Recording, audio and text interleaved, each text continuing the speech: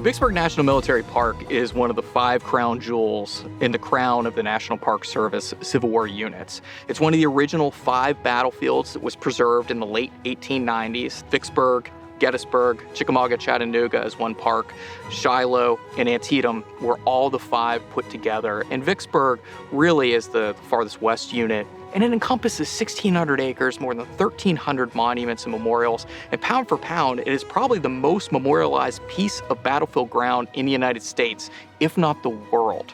And you have a story that is just compelling. It's a human story. It's not just the soldiers, it's the sailors, it's the people of Vicksburg. And it is the enduring legacy that is the Civil War that really resonates here in Vicksburg.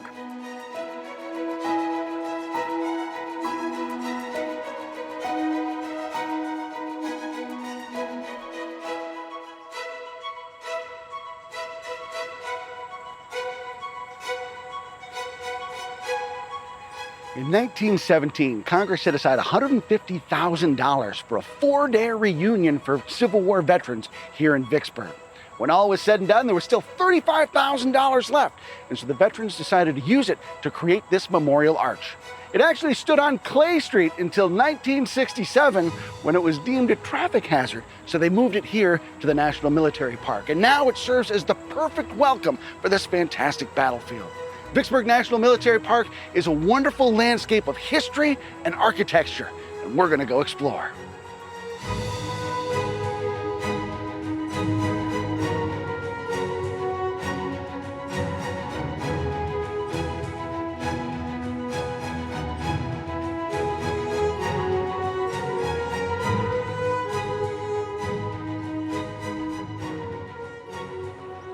Kris, is that you? Tim Smith! What are you doing here? How you doing, man? Great to see you, pal. Good to see you. Good to see you. Tim Smith is one of the preeminent historians on the entire Vicksburg campaign. This is great.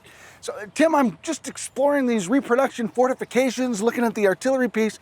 Do you mind showing me around a little bit? Not at all. Be glad to. Wow. Now, of course, the cannon caught my eye immediately. What can you tell me about artillery here at Vicksburg? Well, artillery is very important. Of course, big guns shoot farther than small arms from shoulder weapons.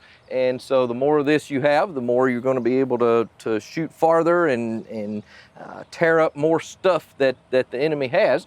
And so the Union forces actually use a lot of artillery to just pummel the Confederate fortifications over there.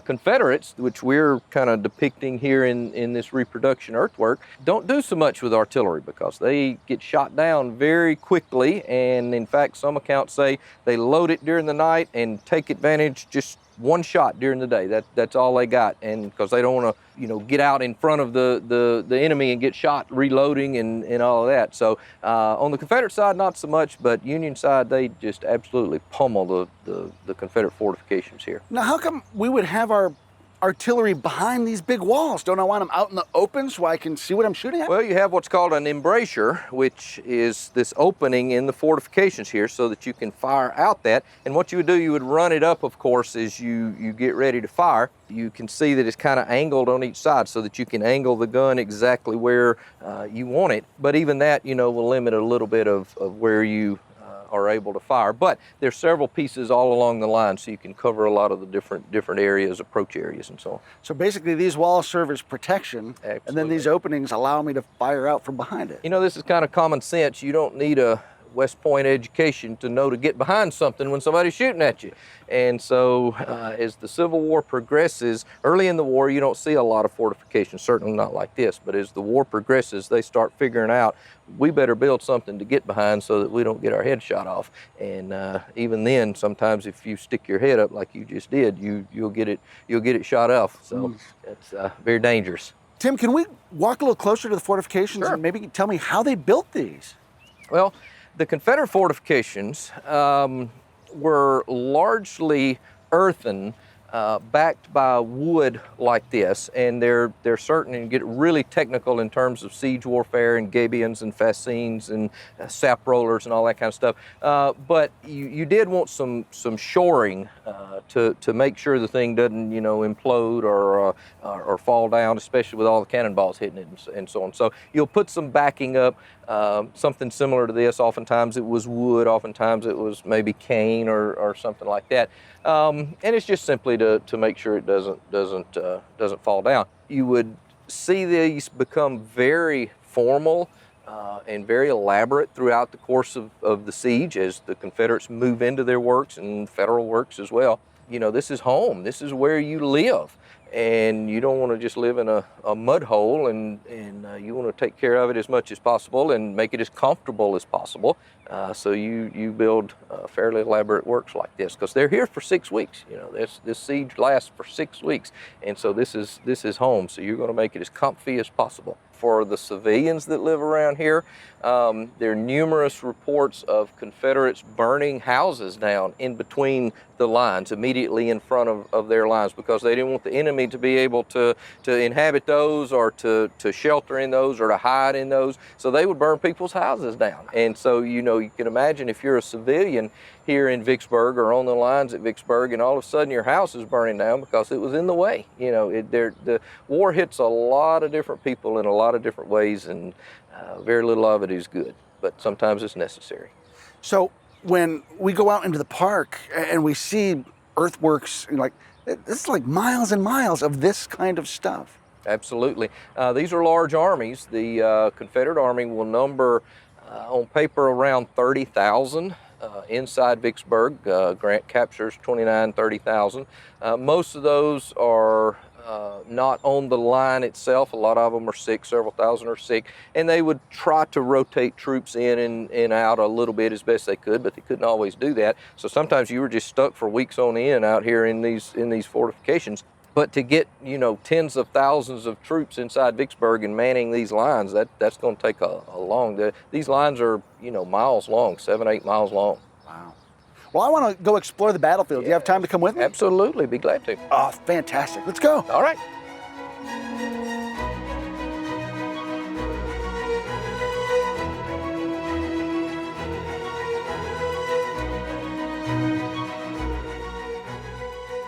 So, Tim, as we've explored the battlefield, I had to stop and take a look at this. It's an incredibly impressive structure. Oh, yeah.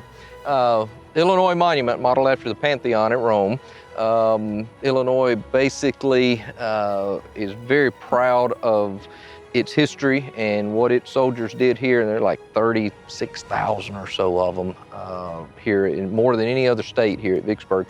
And so they actually go to the point where they inscribe every single name of every Illinois soldier that fought here on bronze tablets inside the monument there, all the way down from the lowest private all the way up to the commander-in-chief himself, Abraham Lincoln.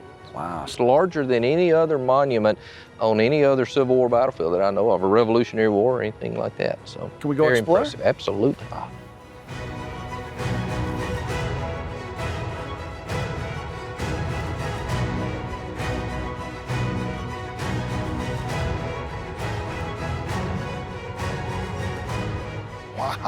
Isn't this great? This is impressive. Amazing. And there, Lincoln and Grant, as soon as we come in. The forefront of the whole thing that you see, and then you see lesser officers, of course, but this is sort of a monument to Lincoln as well, with the inscriptions. I don't know if you saw them on the outside from his second inaugural, with malice toward none, with charity toward all. Kind of reminiscent a little bit of the Lincoln Memorial in Washington. What have you? This is just spectacular up here.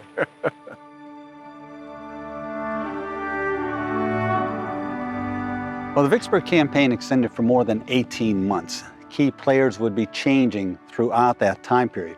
Of course, some of the key players would be Confederate President Jefferson Davis and President Abraham Lincoln, both of whom played an integral part in the military operations unfolding here in Mississippi. But by 1863, the major players have changed significantly. We now have Ulysses S. Grant, commander of the Union Army of the Tennessee, Admiral David Dixon Porter, commander of the Inland Water Navy, the Brown Water Navy as it was called, known as the Mississippi Squadron. And for the Confederacy, you would have Lieutenant General John Pemberton. And so the three major players would be Grant, Porter, and Pemberton. Grant is this Ohio-born man of modest means who didn't make much of his Army career and eventually went down to the lowest of the low, selling hats, selling firewood on the streets. And this is just years before he would be commanding an army of 5,000, of 10,000, of 100,000, to all the 2 million men in the Union armies to President of the United States. And Vicksburg is really one of the key moments that rocketed him to fame. John Pemberton, on the other hand, it may interest you to learn, was a native of Pennsylvania, Philadelphia, Pennsylvania. At the outbreak of hostilities between the states, he was a captain in the Army of the United States.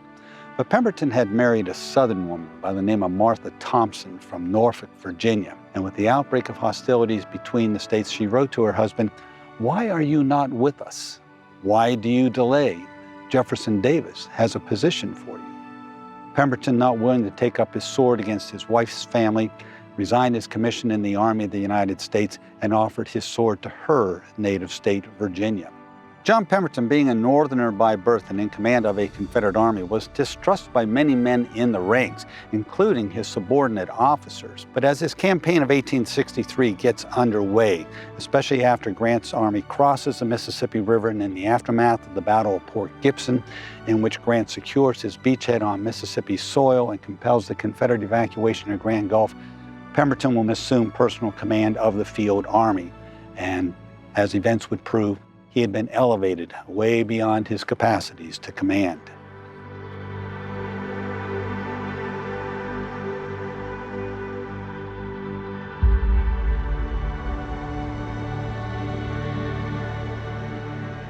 So tell me a little bit about Grant's inland campaign to get to Vicksburg.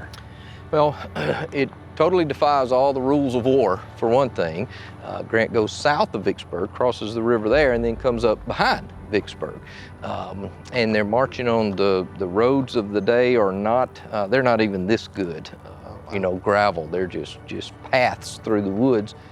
And Grant will march northward to the capital of Mississippi, Jackson, and then he will turn westward and move toward Vicksburg. And we are actually standing in the Jackson Road that connected Vicksburg and the Mississippi River with Jackson. And of course, the roads in those days were like the interstates of today. That's how you get around, that's how you get to where you're going and so on. So the Union Army would utilize the roads. So it all has to do with transportation and so on. But Grant will march miles and miles and miles just to get to Vicksburg. And when he gets here, he has to change course and try to take Vicksburg then. And that leads to the siege. And he's not able to just march right in because the Confederates have blocked the way. Exactly. There are 9 major fortifications along the 6 roads leading into Vicksburg and 1 railroad. And again, the importance of the Jackson Road here, this is the only one that has actually 2 fortifications guarding it. All the others have just 1. This one has 2, so this tells you the importance of the Jackson Road entrance into Vicksburg. Wow. So is there a way we can see how the lines sort of stretch out in opposition to each other? Yes, we'll have to go to a little higher ground. Can't see much down in this cut, but let's go up there and we'll see a little better panorama of the siege.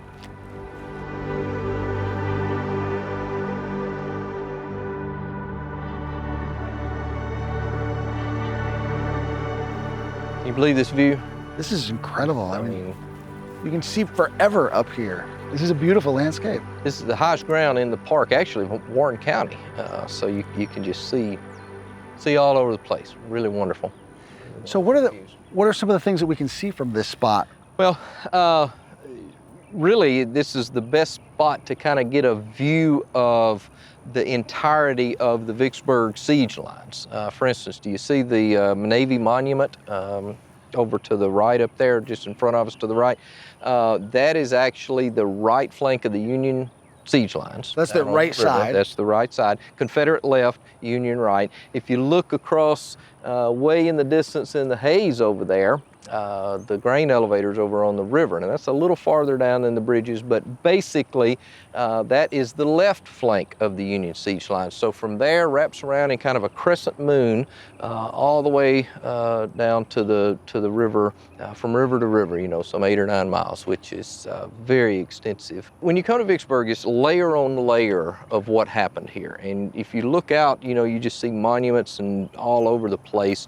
And you kind of have to figure out what it pertains to, whether it's the initial assaults on May the 19th and 22nd, which right here at the 3rd Louisiana Redan, John E. Smith's brigade comes up the Jackson Road right there and assaults this Confederate fortification on the 22nd. Then you have what's called approaches during the siege itself, and there would be an approach that would come along the road. Then you have outright battles. On June the 25th, they actually dig a tunnel underneath this Confederate fortification and blow it up. A mine, and they pack it with powder and blow the thing up, and they fight for possession back and forth of the crater and all of that. So over the course of the fighting here, you have assaults, you have approaches, you have blowing up mines, all kind of different interesting stuff.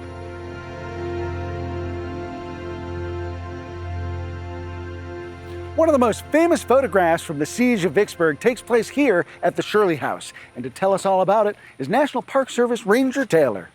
Hi, Kris. Thanks so much for having me here. Yeah, thanks for being here. We're so excited to see you here. We're delighted to be here. What can you tell me about the Shirley House? Well, this is the Shirley House, formerly known as Vicksburg Lodge, before the Shirleys purchased it in 1850. So the Shirley House is so famous because it survived the Siege of Vicksburg. It is the only pre-wartime structure still on the battlefield here. Now, why was it captured in the photograph? So that photograph is so famous because it shows what the Siege of Vicksburg really looked like at the time. Of course, you have this beautiful antebellum home here. At the time, it would have been not in the city, but outside of the city in the countryside. If you had been here before the siege, you would have seen orchards and vegetable gardens and cows roaming around everywhere. It was really very picturesque. But when the siege made its way here, and we had the Confederate Army retreating after the battles of Champion Hill and the Battle of Big Black River, and they're fleeing down into their fortifications, they are ordered to burn every single building and structure that sits in front of that fortification. This, of course, is so that the Union Army has nowhere to hide and nowhere to seek refuge in. So as everything is burning down all around them, a Confederate soldier comes up here to the Shirley House with his lit torch and is getting ready to set the home on fire when Miss Adeline Shirley, she runs out the front door onto this very front porch that we see right here, and she begs and pleads with that soldier, please do not burn down my beautiful home. My family's in here. I can't lose this. And as she's begging and pleading with him, all of a sudden, they hear a shot ring off. And the Confederate soldier in front of her, he falls to his knees, and he is shot, and he crawls off. And they turn and they look down this road here, which is called Jackson Road, one of the main roads into Vicksburg. And what do they see but Union sharpshooters coming right up the road? So because Mrs. Shirley begged and pleaded, she bought herself that right amount of time to save her home here. She runs back inside, holds herself up. The Union Army figures out that she's in there, and they move her and her family into one of those very famous caves out in the backyard before they take this over as a headquarters building for the 45th Illinois Infantry. And eventually they are moved out to a different home, but they're moved into a cave, and then that's where we get that really famous picture where you see all the different shebangs and the caves dug into the side of this very hill right here. Wow. What was it like to live in one of those caves? Miserable. From several accounts that we have of diarists during the Siege of Vicksburg, they weren't great places to stay in, but they did the job. They were really for protection from those artillery shells that were coming into town.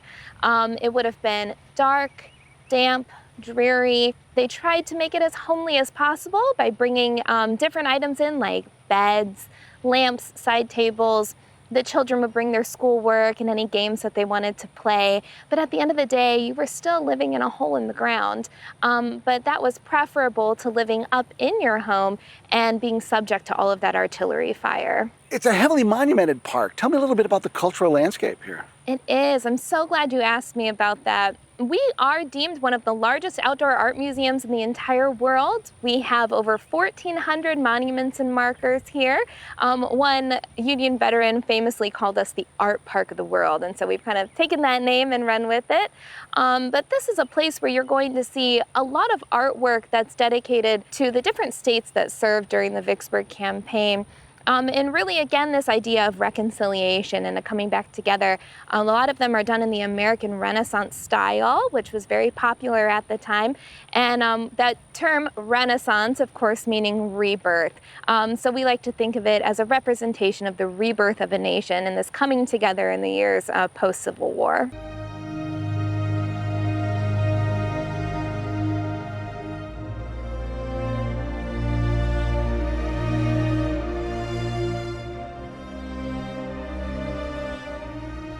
So Tim, as we've come around the battlefield, we're on the river side of the park now, and rivers mean boats. This is one of the really unique aspects of Vicksburg National Military Park. Nobody else has a gunboat, a Civil War gunboat. This is cool. This is the USS Cairo. It was sunk in 1862, December of 1862, in the Yazoo River, just north of here. Stayed below water for 100 years, and in the 1960s was discovered and raised and rebuilt and put on display here at Vicksburg National Military Park. Just a really interesting example of the river brown water Navy, as it's known. There were 7 of these ironclads that were built in this class. It's the city class. They were all named after cities along the Ohio River, the Cairo, the Carondelet, the Mound City, Cincinnati, Louisville, and so on, St. Louis. And so this is the Cairo, and it's the only one still in existence. There is another one of these in the Yazoo River up at Yazoo City, but it hasn't been discovered yet, so maybe somebody will discover and dig it up. But to have this on display here is fascinating. One of the things that I think is incredible about the way the Park Service has restored this is we can walk around on it and we can feel it, we can see it, we can smell it, we can hear the tang of the iron. I mean, it's a very tactile experience. Yes, it is. Yeah, you can climb all over this thing within reason. See what it was like to be on a naval boat on the rivers in the Civil War, and you know, kind of live that experience a little bit. Now, you talk about it being an immersive experience, but this was a submersive experience for the men on this boat.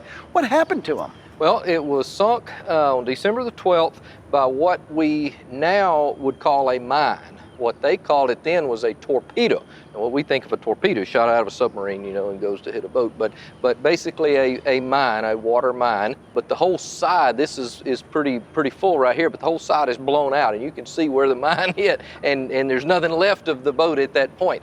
And so it hit this mine and went down just in a matter of minutes, like 12 minutes, and it's gone in the Yazoo River.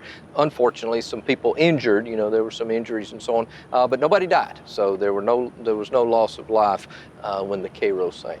I think Ranger Taylor is waiting inside for us. Can we go take a look? Absolutely, let's go.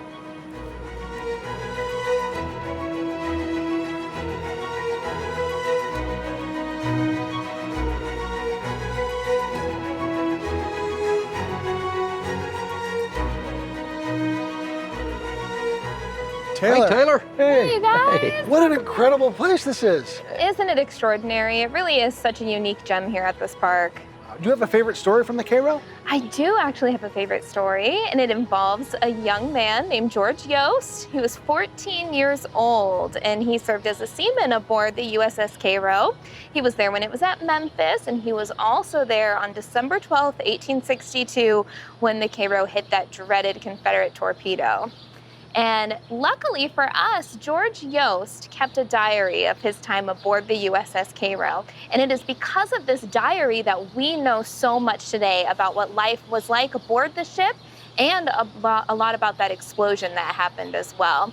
It's because of him that we know what the crew was doing at the time. And it's really amazing that he had the foresight to save that diary. I mean, can you imagine? Your boat just gets hit by a torpedo. It's going down fast. You're thinking about saving your life. And what does Yost do? He saves his diary. And thanks to that, we know so much about it today. And we call those primary sources, as I'm sure you're all aware. And that's something we love to tell any kid who visits here about, is keeping diaries, writing letters, vlogging. At the end of the day, in years from now, vlogs are going to be our primary sources. We're going to have video footage of kids talking about their daily life, and there are things that you may think are really minute details, like Yost did, talking about his day-to-day life, but those minute details mean so much in the future to future historians.